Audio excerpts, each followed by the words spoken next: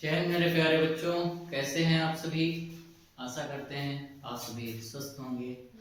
आप सभी छात्रों को कल बोर्ड एग्जाम का इंग्लिश का पेपर देना है, तो इंग्लिश के पेपर के लिए ढेर सारी शुभकामनाएं।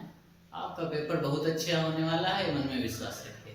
पेपर देते समय बच्चे कुछ सावधानियां जरूर ध्यान रखिएगा, ठीक है। वो कि नंबर 1 बच्चे, सबसे पहली बात है आपको राइटिंग पे ध्यान देना है, ठीक है बच्चे। राइटिंग पे विशेष ध्यान देना है कि अगर राइटिंग गलत हुई होगी, अगर तुम्हारा सेंटेंस में शब्द गलत है, राइटिंग अच्छी है, तब भी आपको इसका एडवांटेज मिलने वाला है, फायदा मिलने वाला है। राइटिंग आपकी अच्छी होनी ही होनी चाहिए, ठीक है बच्चे।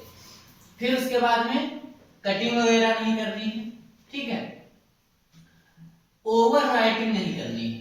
ओवर राइटिंग का मतलब होता है बच्चे, जितना जरूरी है उससे भी ज्यादा, ठीक है। जितना जरूरी है उससे भी ज्यादा नहीं करना है। जो जरूरी है उतना लिखिए, उससे आगे ज्यादा लिखने की कोई जरूरत नहीं है। पता चलेगा कि अनसीन पैसेज में थोड़ा पूछा जा रहा है, आप ज्यादा लिख रहे हैं। ऐसा नहीं करना है, जितना पूछा जाएगा उतना आपको करना है। परिश्रम करते रहिए। अब इसमें थोड़ा और ध्यान दीजिए बच्चे कि आपको पोर्शन पे ध्यान देना है बच्चे, मतलब सेक्शन ए, ठीक है। और आगे हमने अगर लिखा है कि रीडिंग, तो इसको कैपिटल, इसको मतलब थोड़ा अंडरलाइन करना है और इसको बड़ा बड़ा लिखना है कि कहां से शुरू हुआ ये आपको पता चलना चाहिए। आंसर का नंबर, ठीक है, answer number should be given clearly. Answer number जो है वो क्लियरली पता चलना चाहिए कि ये कौन सा है, उसका आंसर नंबर डालिए। बीच में पहले अगर बड़ा देना है तो बीच में लिखिए, छोटा लिखना है तो आंसर नंबर 5 के ए का बी, तो वो साइड में लिख सकते हैं। आर्टिकल लिखेंगे, आर्टिकल ध्यान देना, आर्टिकल उसमें अगर आप रीडिंग्स का यूज करते हैं तो अच्छी बात है। अगर नहीं भी करते हैं, अगर रीडिंग्स नहीं करते हैं तब भी कोई बात नहीं है, आपके मार्क मिलने वाले हैं। अगर आप हेडिंग डालोगे तभी बात है, नहीं होगा तब भी कोई दिक्कत नहीं है, आपको मार्क मिलने वाले हैं। अच्छा, ये है और एक आपका लेटर, ठीक है। इन सब की भाषा सिंपल लिखना, जो समझने वाली हो, बहुत रटने वाले शब्द मत यूज करिए। और ये है कि इनके लिए स्पेशल पूरा पेज होना चाहिए, अर्थात अगर इसका पेज है, आज पहला हमने एक पेज लिखा, ठीक है, और उसके बाद थोड़ा सा आगे जाता है तो 2 पेज कर लीजिए, कोई बात नहीं। अगला फिर नए पेज से आर्टिकल डालिए, ठीक है, आर्टिकल या लेटर, उसी में से मत करना। इसके लिए थोड़ा सा आप उसका स्पेस यूज कर सकते हैं, ठीक है, कोई दिक्कत नहीं होगी अच्छे से। अच्छा, सेक्शन सी जो आपका ग्रामर होगा, सेक्शन सी जो आपका ग्रामर होने वाला है बच्चे, इसमें ऑप्शनल होंगे, ठीक है। कितने सेंटेंस होंगे, कितने क्वेश्चन होंगे? 5। तो ऑप्शनल जो 5 क्वेश्चन होंगे, जो 5 क्वेश्चन आपके ऑप्शनल होंगे, उन 5 क्वेश्चंस में आपको सेपरेट कर लेना है और उनको अलग अलग जब लिखना है। आंसर नंबर चौथे का ए, ये वोकैबुलरी से रिलेटेड होंगे, ठीक है। अब इसका जो भी ऑप्शन सही है, तो हमने कहा आंसर नंबर चौथे का ए है, और हमने अगर सिनोनिम लिखा है तो सिनोनिम का इसका चौथे का ए कौन सा सही है? बी ऑप्शन सही है तो ऑप्शन बी डालोगे। उसके बाद में कि सही है, उसमें डिवर्सिटी सही है तो उसमें डिवर्सिटी आगे लिखोगे। केवल आपको ऑप्शन भी नहीं लिखना है और केवल ये भी नहीं लिखना है, दोनों चीज लिखनी है। कौन सा ऑप्शन सही है और ऑप्शन में क्या है ये भी लिखना है, स्पष्ट साफ साफ, तब आपको ये 10 अंक आपके मिलने वाले हैं। स्पेशल आपका ध्यान होना चाहिए, डायरेक्ट इनडायरेक्ट इन पे नंबर को काटने वाला नहीं, डायरेक्ट इनडायरेक्ट आपके 2 आने हैं, 1 करना है, ठीक है। और उसके बाद में पैसिव ट्रांसफॉर्मेशन का 2 में से एक चीज करनी है, ट्रांसफॉर्मेशन। इसमें रिमूव टू एक्टिव पैसिव और डिग्री याद कर मतलब देख लीजिए, हो जाएगा आपका।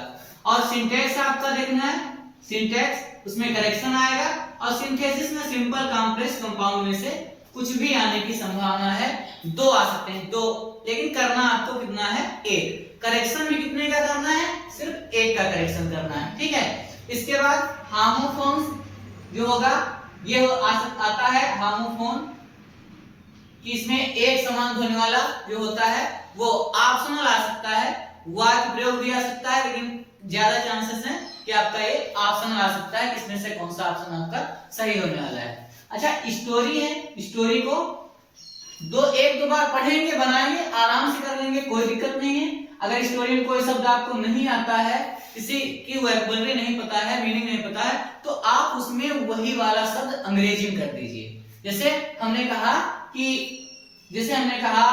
कि हमको दया की अंग्रेजी नहीं पता है, ठीक है, कि कंपेशन होती है, मर्सी होती है, तो इसको छोड़िए नहीं, उसको अपनी सिर्फ यही इंग्लिश लैंग्वेज में DAY लेकर दे, ठीक है, अर्थात छोड़ना नहीं है, अच्छे से करना है, ये स्टोरी में ध्यान रखना है आपको। अच्छा, आपको जब सेक्शन ए करोगे, रीडिंग करोगे और उसमें पैरा करोगे, ठीक है, पैसेज, तो पैसेज में आपको क्या करना है बच्चे, पहले पैसेज पढ़ना है, फिर उत्तर देना, फिर पैसेज पढ़ना, फिर उत्तर देना, मतलब पहले पैसेज पढ़ना, फिर क्वेश्चन पढ़ना, फिर पैसेज पढ़ना, फिर क्वेश्चन पढ़ना, मतलब 15 अंक है ना, तो इतना जल्दी नहीं आपको करना है, थोड़ा उसको समय देके अच्छे से पढ़ के तब उत्तर देना है, तो आपके जो है 15 अंक आपके कंफर्म हो जाएंगे। पोएट्री का पैसेज है, उसमें ध्यान रखेंगे, पोएट्री का पैसेज, तो उसमें बच्चे राइमिंग वर्ड्स आ जाते हैं, राइमिंग, तो राइमिंग वर्ड का मतलब होता है ध्वनि वाले काइट नाइट, ठीक है, कीन बीन, तो ये जो होते हैं राइमिंग, ये वाले आ सकते हैं। आथर का नाम, कि कौन से आथर का नाम, आथर का मतलब पोएट का नाम आ सकता है, किससे लिया गया है, ये आ सकता है। कभी कभी फिगर आप स्पीच पूछ देते हैं, ठीक है, फिगर आप स्पीच पूछ देते हैं, इससे ज्यादा नहीं। इसमें बच्चे क्या है कि 15 में सिनोनिम एंटोनिम आता है नीचे, ठीक है, इसमें एक क्वेश्चन टाइटल का आ सकता है, तो टाइटल कौन होगा, जिसके बारे में ज्यादा बात होगी वही टाइटल होगा, और इसके बाद समरी अगर पूछ देते हैं तो उसमें जो भी दिया हो उसके, अगर उनको कुछ नहीं आता तो कुछ जगह की शुरुआत की, बीच की, आखिरी की कुछ लाइन उठा लीजिए, लिख लीजिए, वो आपकी समरी हो जाएगी। अदरवाइज इसमें जो भी बताया जा रहा है उसका सारांश जो है दे देना है, आपकी ये समरी हो जाएगी, टाइटल और समरी। कभी कभी आता है एक्सप्लेन करना होता है, एक्सप्लेन कुछ लिखा होता है, इटैलाइज्ड पोर्शन, तिरछे शब्दों को एक्सप्लेन कर दीजिए, कोई दिक्कत नहीं, आराम से उसको उठा लीजिए, उसमें जो शब्द दिए हो उनका सिनोनिम यूज कर लीजिए और उसमें डाल दीजिए, आपको वो एक्सप्लेन हो जाएगा। इसके बाद आप लिटरेचर में आपको ध्यान देना है, लिटरेचर में बच्चे ध्यान देना है। लिटरेचर में क्या करना है, लिटरेचर में आपको क्या करना है बच्चे, कि आपको लॉन्ग आंसर जो है स्पेशली ध्यान देने हैं। लॉन्ग, 2 लॉन्ग होंगे, 2 में से एक करना है, एक इधर प्रोज में होगा और एक होगा सप्लीमेंट्री में, 2 लॉन्ग आपको करने हैं, ठीक है। शॉर्ट आंसर इधर भी 2 होंगे, 2 शॉर्ट आंसर, और इधर भी 2 शॉर्ट आंसर होंगे, ये 2 शॉर्ट होंगे, तो इसको 8 मार्क आपको देकर जाएंगे 4 करके, ठीक है। और उसके बाद सेंट्रल आइडिया एक आपकी होगी, वो कितने अंक की होगी, 5 अंक की होगी, तो सेंट्रल आइडिया भी आपको देनी है अच्छे से। इसके अलावा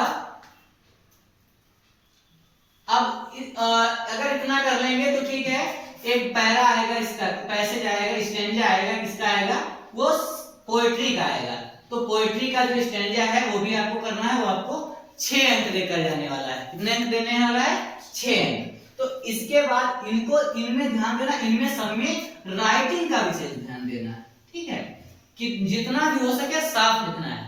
आप सभी छात्र, इससे अलावा अगर अतिरिक्त चीजें कुछ हैं तो अगर कोई दिक्कत हो तो हमको मैसेज करिएगा, हम आपका रिप्लाई करेंगे। इसी वीडियो कमेंट करना तो हम आपको बताएंगे। आप सभी को कोई भी दिक्कत आ रही है तो बताना हमको। आप सभी छात्र बिना दबाव के, बिना तनाव के पेपर दीजिए। अंग्रेजी पेपर आपका बहुत अच्छा होने वाला है।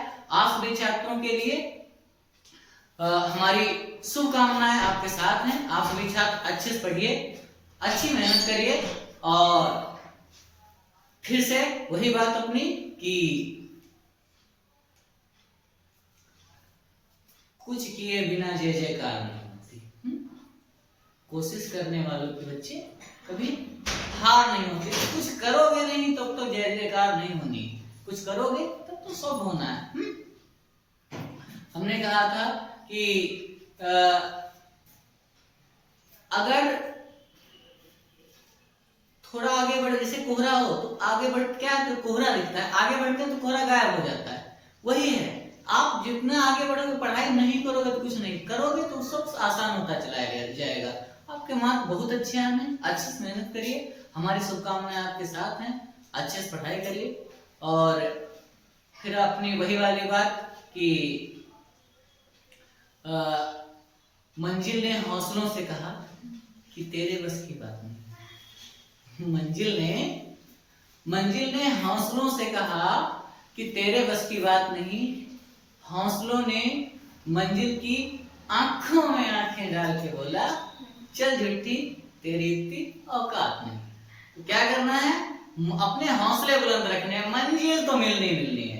अच्छे से पढ़िए, परिश्रम करते रहिए। आप सभी छात्रों को मिलते हैं, फिर अगला एनालिसिस करेंगे कैसा पेपर हुआ, तब वीडियो आपका बनाएंगे। तब तक के लिए सभी छात्र परिश्रम करते रहिए, स्वस्थ रहिए, मस्त रहिए, अपना ख्याल रखिए। आप सभी छात्र अच्छे से पेपर दीजिए, बिना तनाव के पेपर दीजिए। आप सभी छात्रों के लिए हमारी शुभकामनाएं आपके साथ हैं। आप सभी छात्र अपना ख्याल रखिए, स्वस्थ रहिए। जय हिंद बच्चों।